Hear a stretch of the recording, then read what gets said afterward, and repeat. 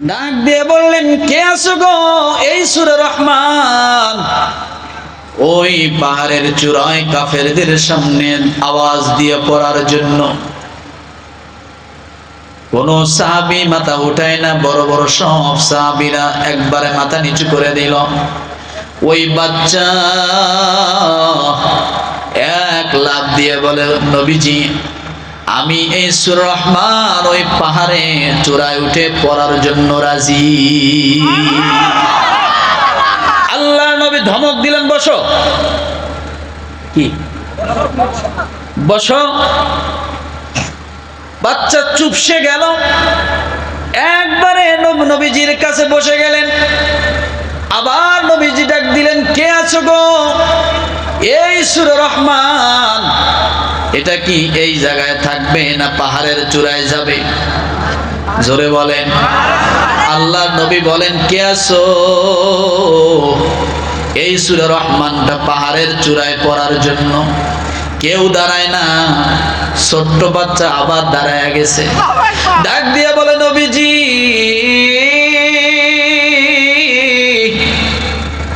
আমি ছোট বাচ্চা হতে পারি, দীর্ঘ কয়েক বছর ছাগলের রাখালগিরি করেছি। ধৈর্য যেমন আছে আমার, শক্তিও তেমন আছে আমার।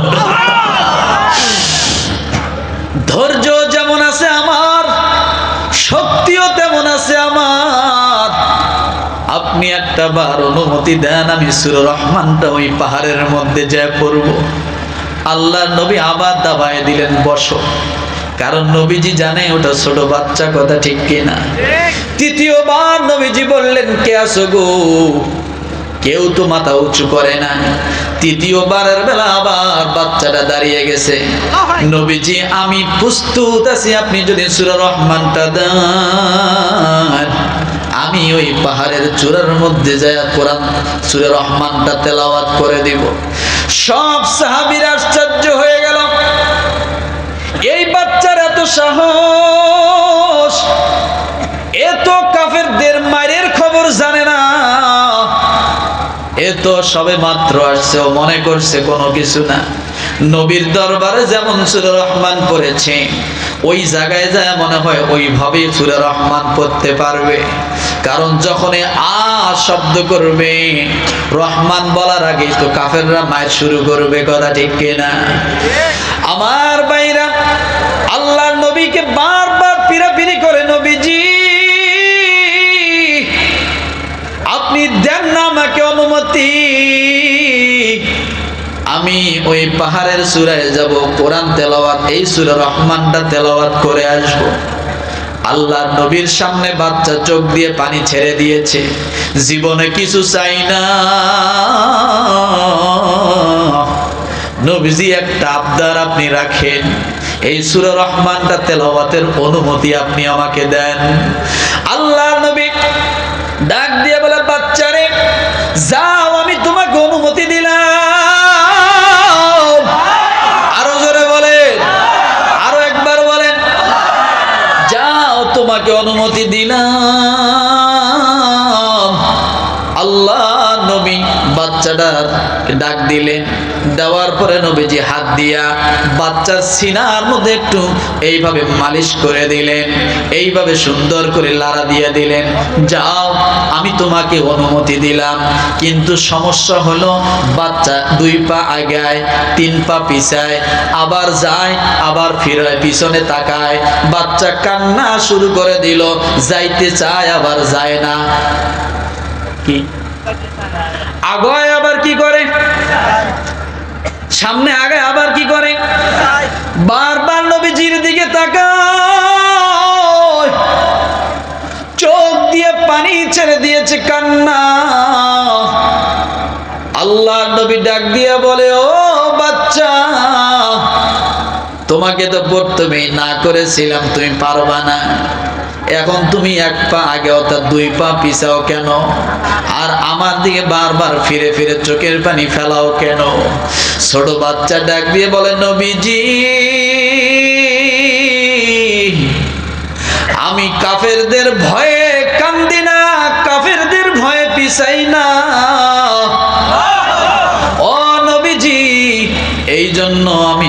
বারবার পিছাইয়া পিছনের দিকে তাকাই, আমার চোখ দিয়ে এই জন্য পানি গো নবী। জীবনে বাপ কি জিনিস জানি না, আব্বাকে আব্বা বলে ডাকতে পারি নাই, আপনার দরবারে সে মনটা বড় ভরে গিয়েছে। এই জন্য বারবার দেখি, আর যদি আপনার সঙ্গে দেখা না হয়, আরো জোরে বলেন, আর যদি আপনার সঙ্গে দেখা না হয়,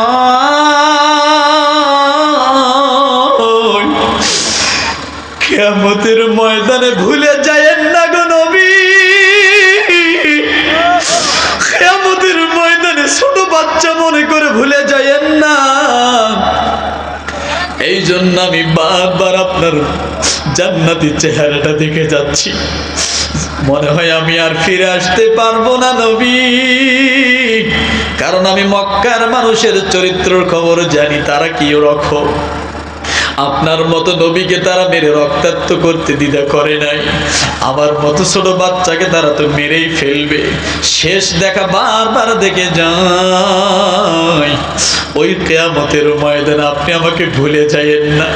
আপনি কথা দেন, আমি যদি কাফেরদের হাতে মরে যাই, তাহলে আপনি কিয়ামতের ময়দানে আল্লাহর আদালতের সামনে আপনি আমাকে নিয়ে আপনার কাতারে দাঁড় করায় দিবেন। আল্লাহ আল্লাহ। ছোট বাচ্চা নবীকে চিনেছে, কিন্তু আমরা নবীকে চিনি না, কোরআনকেই চিনলাম না। কথা ঠিক না? কষ্ট হচ্ছে না তো? আল্লাহ নবী ডাক দিয়ে বলে, যাও আর দেরি করো না, যাও ওই পাহাড়ের চূড়ার মধ্যে উঠে কোরআন তেলাওয়াত শুরু করে দাও, সূরা রহমান তেলাওয়াত শুরু করে দাও। এই বাচ্চা এক দৌড় দিয়ে চলে গেছেন, ওই পাহাড়ের চূড়ায় উঠছেন। ওঠার পরে এমন সুন্দর সুললিত কণ্ঠে সূরা রহমান পড়া শুরু করে দিয়েছেন। এমন সুন্দর আওয়াজে সূরা রহমান পড়া শুরু করলেন। আমার আল্লাহ মনে হয় বাতাসের মাধ্যমে সমস্ত কাফেরদের লিডার সহ যত কাফের মক্কার মধ্যে আসিল, প্রায় বেশিরভাগ কাফেরদের কানের মধ্যে সূরা রহমানের আওয়াজ আল্লাহ ঢুকাইয়া দিয়েছে। একজন আরেকজনকে বলে, আওয়াজ কোথায়? এত সুন্দর আওয়াজ, এত মধুর আওয়াজ সূরা রহমান আর রহমান দিয়ে শুরু করেছেন। এত সুন্দর আওয়াজ তারা কখনো শোনে নাই। পা পা করে একজন আর একজনকে জিজ্ঞাসা করে কোন দিক থেকে আওয়াজ আসে, সকলেই বলে পাহাড়ের দিক থেকে আওয়াজ আসে। যখন পাহাড়ের দিকে সব এই আওয়াজ শোনার জন্য গেল, এই কোরআন তেলাওয়াত, এই সূরা রহমানের পাগল হয়ে গেছে, সূরা রহমান তেলাওয়াতের প্রেমে পড়ে গিয়েছে। আবু জেহেল, আবু লাহাব, উতবা, সাইবা সব পাহাড়ের চূড়ায় গেছে। কিন্তু বড় সমস্যা হলো, আবু লাহাব গোপনে, আবু লাহাব আর একদিকে তারা ডাক দিয়ে বলে, আমরা যে লিডার, আমরা যে সূরা রহমান শোনার জন্য আসছি, এটা যেন কেউ না জানে। বাকি কাফেররা সব এইভাবে শুনতেছে। ওয়াকালাল্লাযীনা কাফারু লা তাসমাউ লিহাযাল কুরআনি ওয়ালগাউ ফীহি লাআল্লাকুম তাগলিবুন।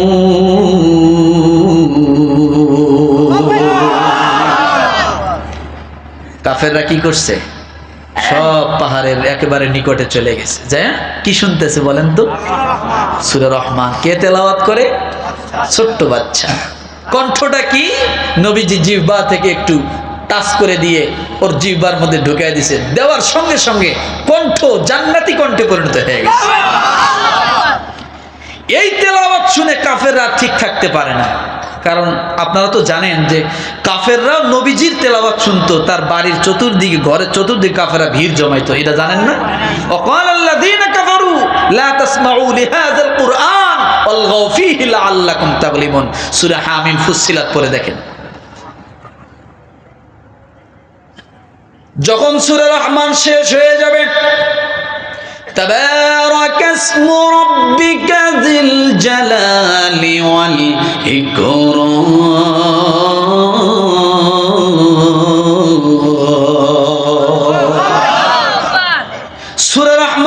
শেষ হয়ে গেল, সব কাফেররা বিমোহিত হয়ে গেল।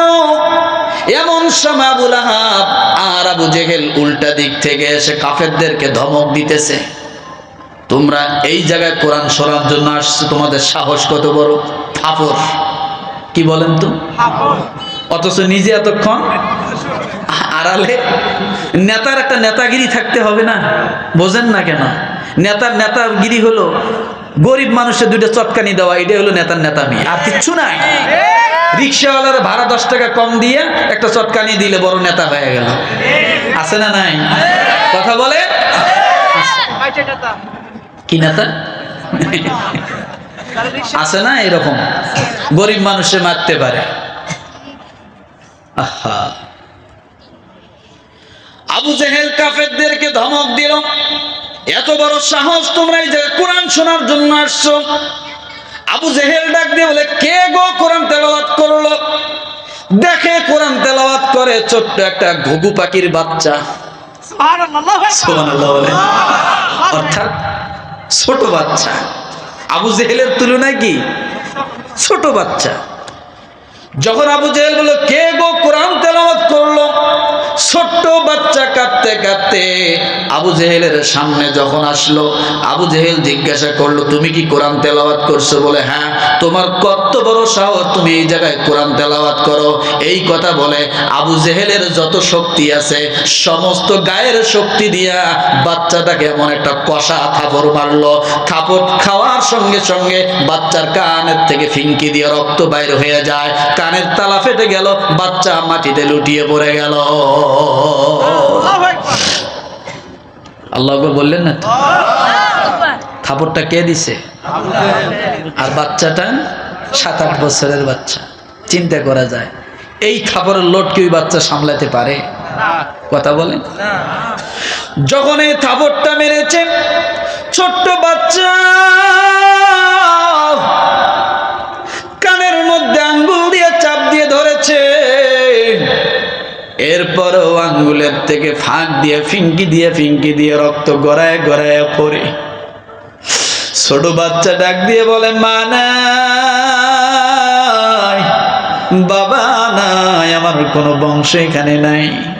আবু জেহেল আমাকে ফিঙ্কি দিয়ে এইভাবে মারিয়া একবারে কানের তালা ফাটাইয়া দিল। এই কথা যখন বারবার বলতেছে, বাচ্চাটাকে আরো কয়েকটা চট থাপ্পড় দিয়া পাহাড়ের থেকে একবারে গড়াইয়া গড়াইয়া ফালাই দিয়েছেন পাহাড়ের নিচের দিকে। এমন সময় আল্লাহর নবীর হঠাৎ করে হৃদয়ের মধ্যে কেন জানি ধাক্কা লেগে গেল। ডাক দিয়ে বলে, ছোট্ট বাচ্চা গেছে আর রহমান সূরা তেলাওয়াত করার জন্য। অজানা পেরেশানি কষ্ট নবীজির হৃদয়ের মধ্যে ধাক্কা দেয়। কে যেন এসে ডাক দিয়ে বলে, নবীজি আপনি একটু ছোট বাচ্চাটার খবর নেন। আল্লাহর নবী কয়েকজন সাহাবীকে নিয়ে পা পা করে যখন চলে গেলেন বাচ্চাটার খবর নেওয়ার জন্য, যায় দেখে বাচ্চাটা, ছোট্ট বাচ্চা, কানের মধ্যে হাত দিয়া একবারে শরীরটা মাটি মাখা, একবারে বালু মাখা শরীর নিয়া, একবারে রক্ত হাত ভরা নিয়া, শরীর তামাম রক্ত, জামা কাপড় হাত ভরে গেছে। এমন সময় বাচ্চা হাউমাউ হাউমাউ করে কান্দে।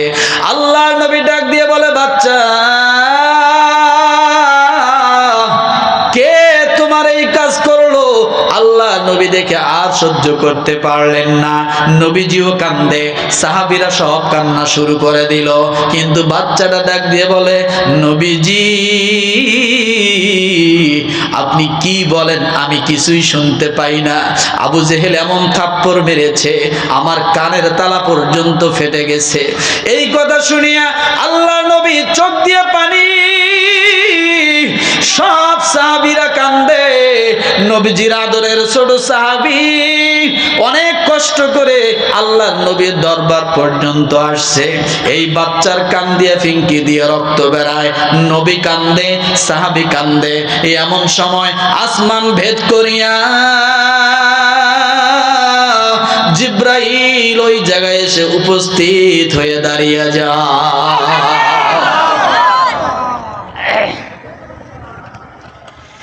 জিবরাইল আলাইহিস সালাম যখন আসলো,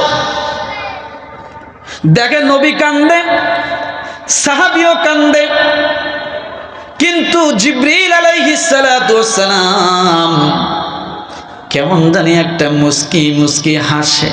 আল্লাহু আকবার। আল্লাহর নবী দেখে জিবরাইলকে এক ধমক দিয়ে ডাক দিয়ে বলে, রে জিবরাইল, আমি নবী কান্দি, ছোট বাচ্চাটার কান ফেটে দিয়েছে, রক্ত বাইর হয়, ইতিম একটা বাচ্চা আমার দরবারে আসছে, আবু জেহেল মেরে কানের তালা ফাটায় দিয়েছে, রক্ত টপ টপ করে বাইর হয়। সাহাবীরা কান্দে, কিন্তু আপনি জিবরাইল কান্না না কেন্দে, আপনি দুঃখ প্রকাশ না করে আপনি কেন হাসছেন? এই কথা যখনই বলেছে জিবরাইল আমিন আর দেরি করলেন না, ডাক দিয়ে বলে, নবীজি গো, এই হাসির কারণ আরেকদিন দেখা হওয়ার পরে বলবো।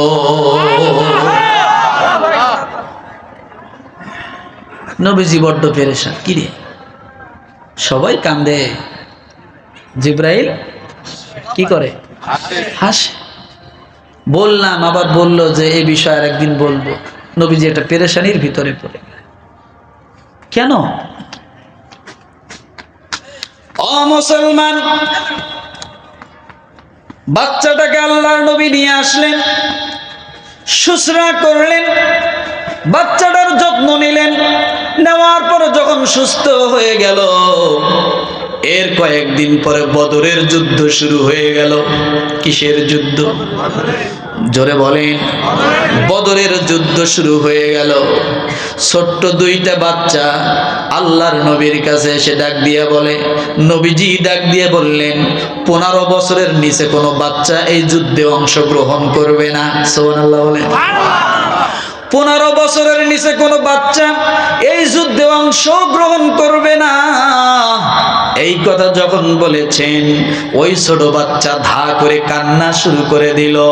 আরো দুইটা বাচ্চা আসছেন, নবীজির দরবারে এসে ডাক দিয়ে বলে, নবীজি শুনলাম আপনি নাকি বলেছেন 15 বছরের নিচের কোনো বাচ্চা এই যুদ্ধে অংশগ্রহণ করবে না, কিন্তু নবীজি আমাদের তো 15 বছর হয় নাই, তাই বলে কি আমরা এই যুদ্ধে অংশগ্রহণ করতে পারবো না? আপনি আমাদেরকে অনুমতি দেন, আমরা ছোট বাচ্চা হইয়াও এই যুদ্ধে অংশগ্রহণ করতে চাই। আল্লাহ নবী কোনো কথা বলে না, ডাক দিয়ে বলে, তোমরা বাড়িতে চলে যাও, আর কোনো কথা বাড়ায়ও না। কি করুন? এবার বাড়িতে যাইয়া মাকে নিয়ে আসছে, মা আমরা দুই ভাই বদরের যুদ্ধে অংশগ্রহণ করতে চাই, কিন্তু নবীজি বলেছে 15 বছরের উপরে সারা নিচে কেউ এই যুদ্ধে অংশগ্রহণ করতে পারবে না। ওগো মা, তুমি একটু নসুলকে যাইয়া বলো আমাদের কেউ যেন এই যুদ্ধের মধ্যে অংশগ্রহণ করার সুযোগ দেয়। এবার মাকে যখন নিয়ে আসছে, মা তো আসবে না, জোর জবরদস্তি করে মাকে নিয়ে আসছে। নিয়ে আসার পরে ডাক দিয়ে বলে, নবীজি আমি জানি আপনার কথার উপর দিয়ে কথা বলার কোনো অধিকার কারো নাই, কিন্তু নবীজি গো, আমার এই দুইটা সন্তান আমি মাকে বাড়িতে থাকতে দিল না। আপনি নাকি বলেছেন 15 বছরের নিচে কাউকে আপনি যুদ্ধে অংশগ্রহণ করতে দিবেন না, কিন্তু এই দুইটা বাচ্চা একবারে মরিয়া হয়ে গেছে, এই যুদ্ধে অংশগ্রহণ করবেই, তাছাড়া তারা কোনোতেই ক্ষান্ত হবে না। আপনি যদি একটু অনুমতি দেন তাহলে বাচ্চা দুইটা অংশগ্রহণ করতে পারে। আল্লাহর নবী বললেন, না, ফিরে যাও, এরা ছোট মানুষ, এরা যুদ্ধ করতে পারবে না। এবার ডাক দিয়ে বলে, নবীজি যদি যুদ্ধ করতে না পারি, ওই ছোট দুইটা বাচ্চা নবীজিকে বললেন, নবীজি গো যদি যুদ্ধ করতে না পারি তাহলে দুইটা প্রশ্নের উত্তর দেন। ঘুমাইতেছে মনে হয়, ঘুমাচ্ছে, বুঝছি, কষ্ট হচ্ছে না?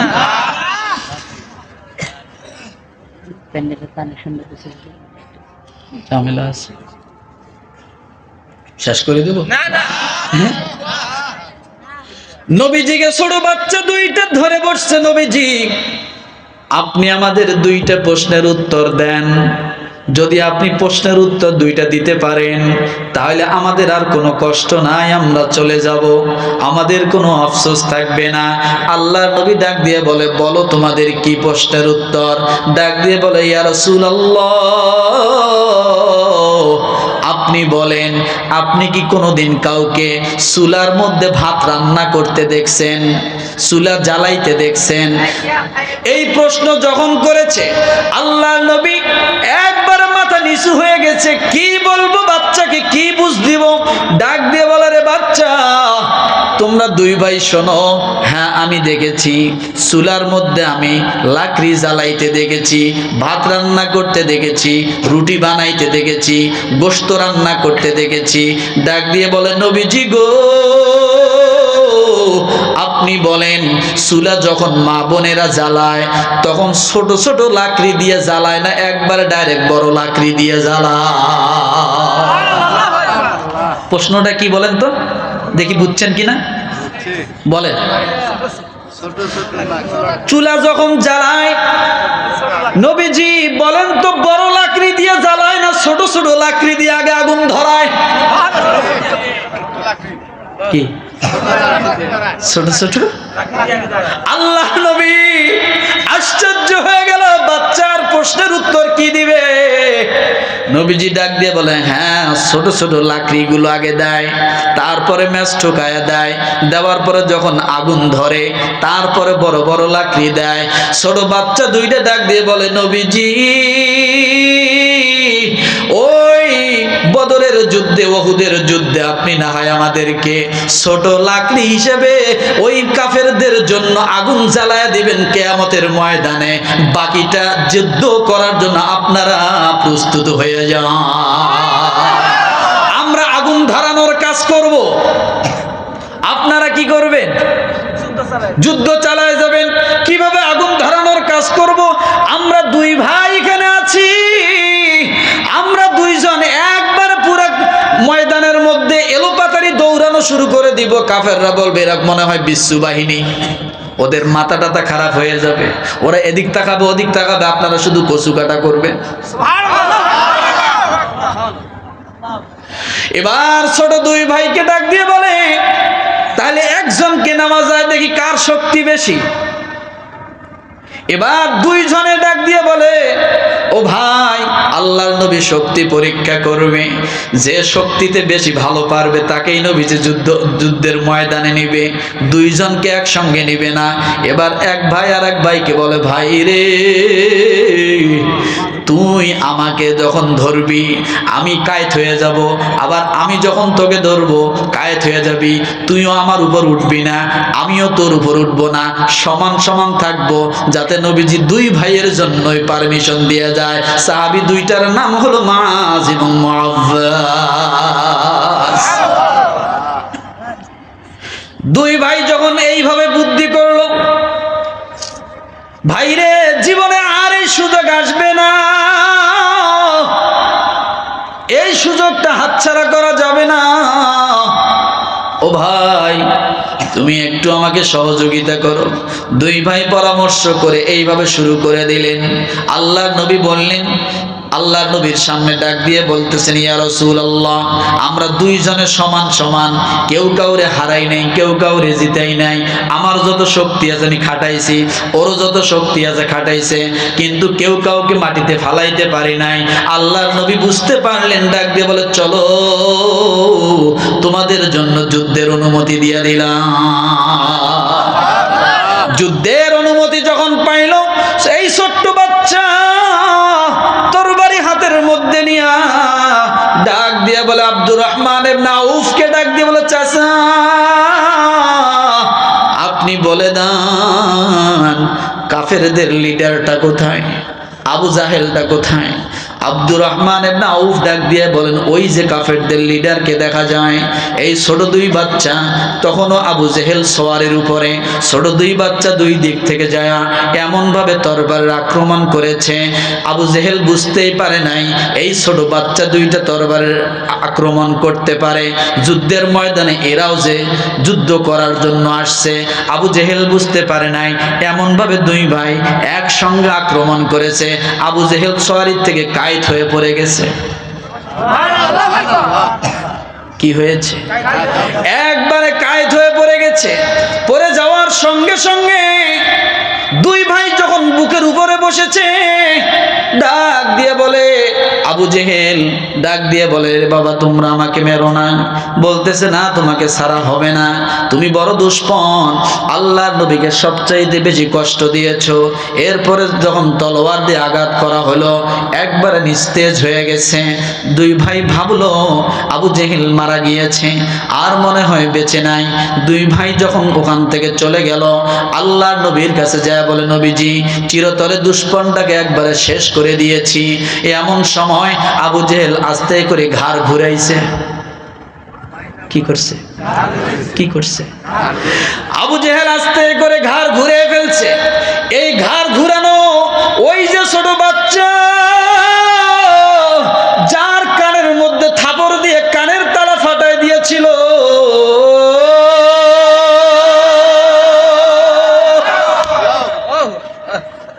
ওই বাচ্চা দূরের থেকে আবু জেহেলকে মনে মনে খোঁজে, কোন জায়গায় পাই, কোন জায়গায় পাই, প্রতিশোধ না দেওয়ার আজকে নিব, মরা পাইলো তারপরেও নিব।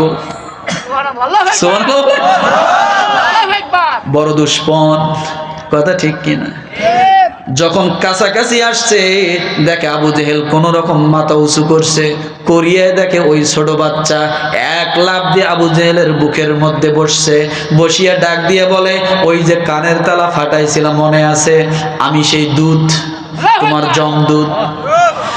এই কথা যখনই বলেছে, আবু জেহেল ডাক দিয়ে বলে, তুমি আমাকে মেরো না। বলেন, না সারা হবে না, কানে আমি এখনো কম শুনি, কান দিয়ে রক্ত ঝরেছে, অপরাধ ছিল, সূরা রহমান পড়েছিলাম, তুমি আমাকে ছোট বাচ্চা হিসেবে ছাড় দাও নাই, আজকে তোমাকে ছাড় দিব না। এই কথা যখন বলেছে, আবু জেহেল নিচ থেকে ডাক দিয়ে বলে, ওরে বাচ্চা, মারবা যখন, তাইলে আমার শেষ একটা ইচ্ছে পূরণ করে না। শেষ কি করে নাও? শেষ ইচ্ছা। মানুষ মরার আগে শেষ একটা ইচ্ছা থাকে না? ফাঁসির আসামির একটা শেষ ইচ্ছা রাখে না, যে তোমার শেষ ইচ্ছাটা কি? বল। আবু জেহেল নিজে বলতেছে, বাচ্চারে তুমি তো আমাকে মারবা বুঝলাম, আমার একটা শেষ ইচ্ছা আছে, তুমি এটা পূরণ কর। সুবহানাল্লাহ, আরো জোরে বলে। ও মুসলমান, এখানে রাখলাম। আল্লাহ তাআলা ডাক দিয়ে বলেন, আমি কেমন রহমান, এইভাবে আমি রহমান দয়ালু। এরপর আল্লাহ বলেছেন, আল্লামাল কুরআন।